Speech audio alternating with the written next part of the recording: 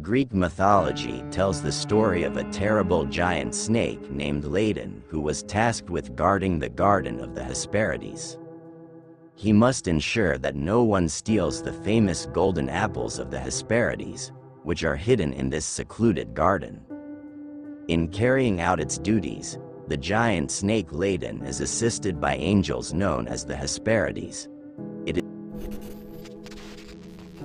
is said that when Heracles, a hero, was sent to retrieve golden apples as one of his 12 labors, he had to find a way to get past the fearsome Ladon. In some stories, Heracles is said to be able to kill the snake, but in others he convinces Atlas, the father of the Hesperides, to let his daughters give him the apple. Ladon's lineage is a complex tapestry of ancient mythology. His parents, the fearsome sea deities Heracles and Ceto, represent the churning, dark waters of chaos.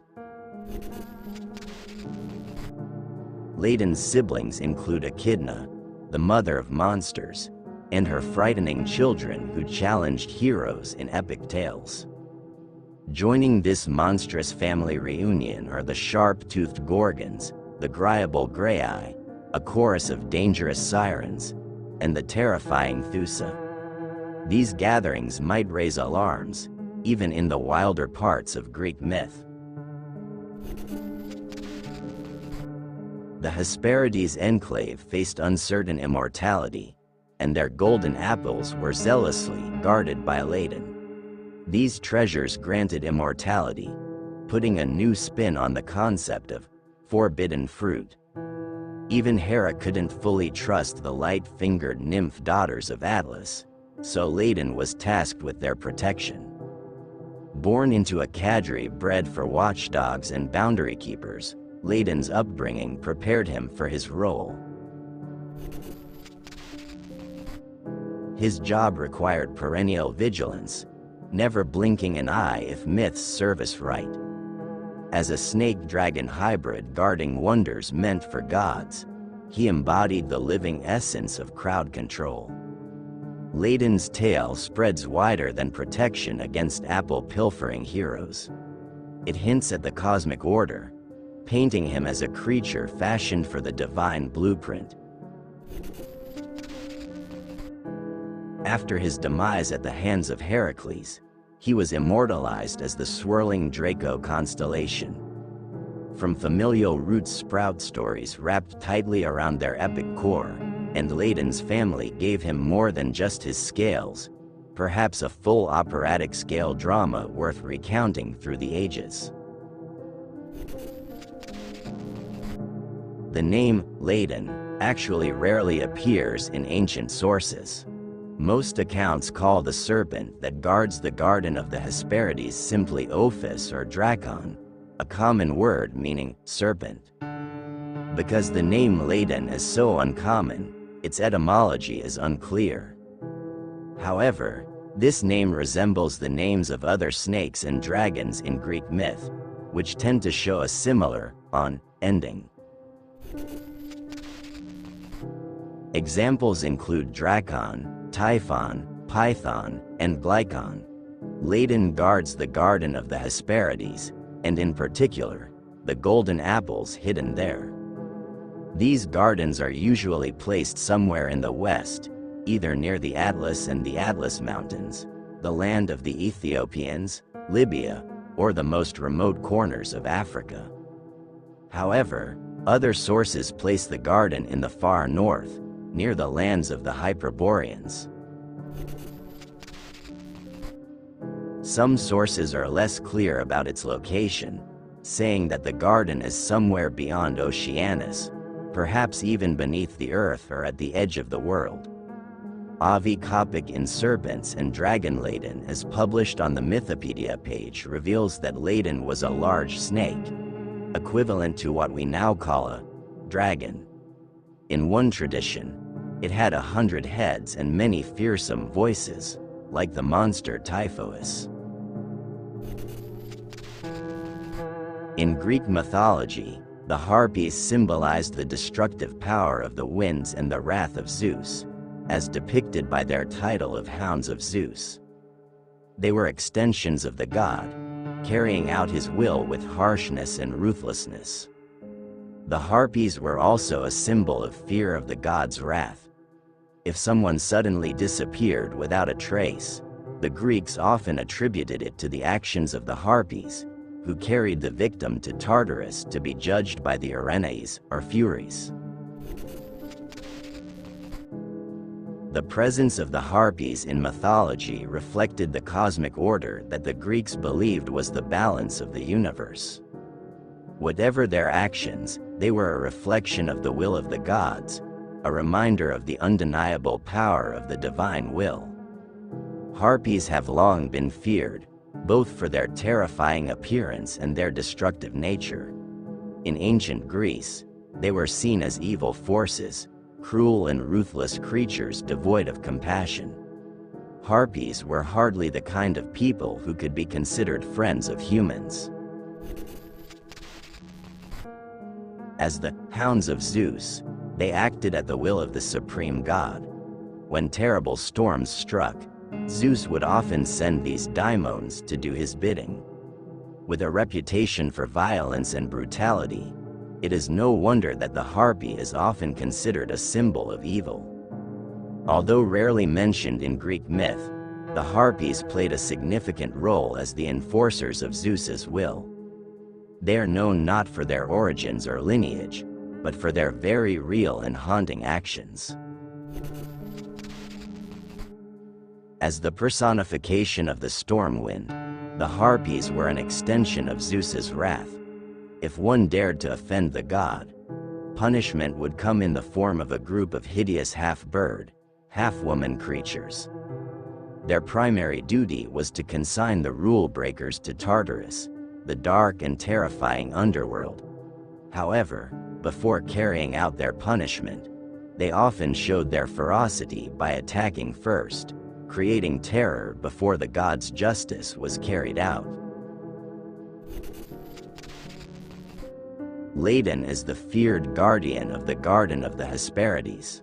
This secluded garden houses golden apples that Gaia, the ancient goddess of the earth, gave to Hera as a wedding gift when she married Zeus.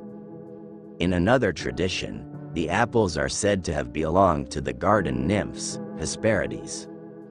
But in one source, the garden actually belonged to the Titan Atlas, who appointed Ladon as guardian of the apples after he learned from a fortune teller that the apples were destined to be stolen.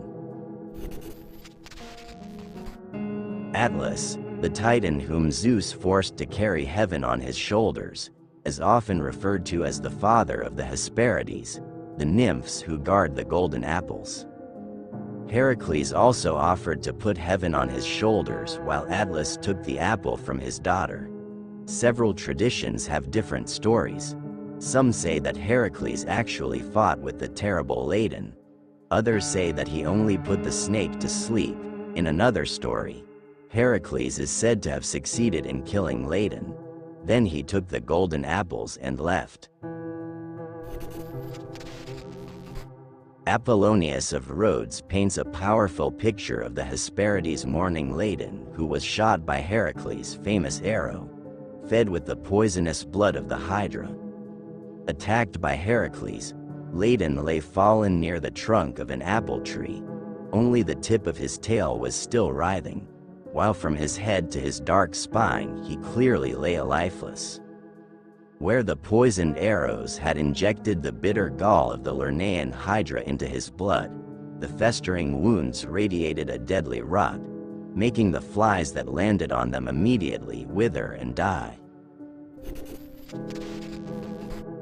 Nearby, the Hesperides stood with pale arms raised high above their heads adorned with golden crowns, wailing in mournful voices.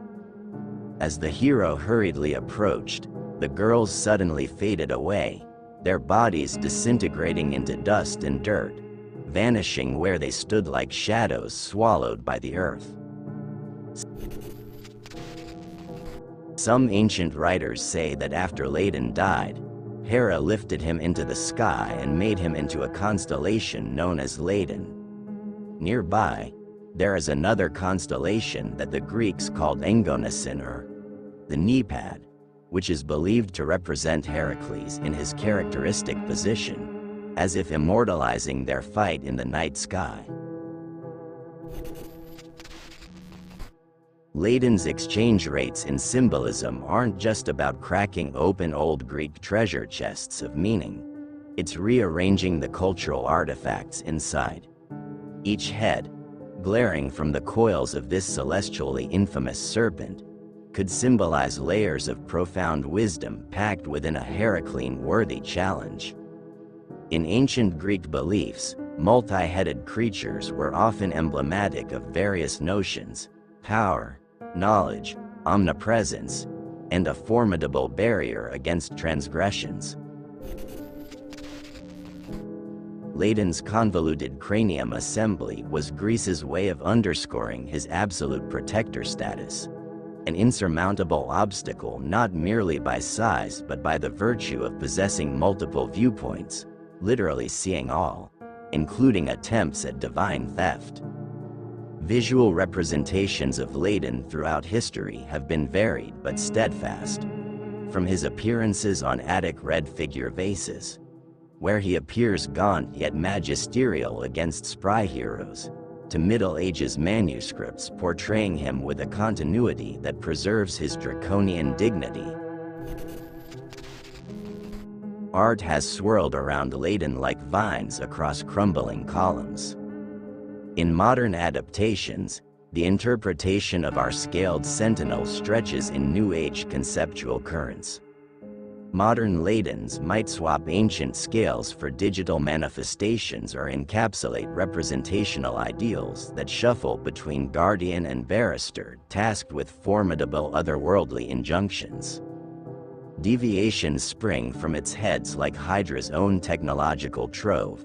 For instance, Ladon's portrayal with only a few heads as opposed to 100. These relieve some weight off old imaginaries strapped to impractical literalism and relaunch with figurative emblems toying within systemic intricacies, suggesting perhaps that less can indeed afford more depth.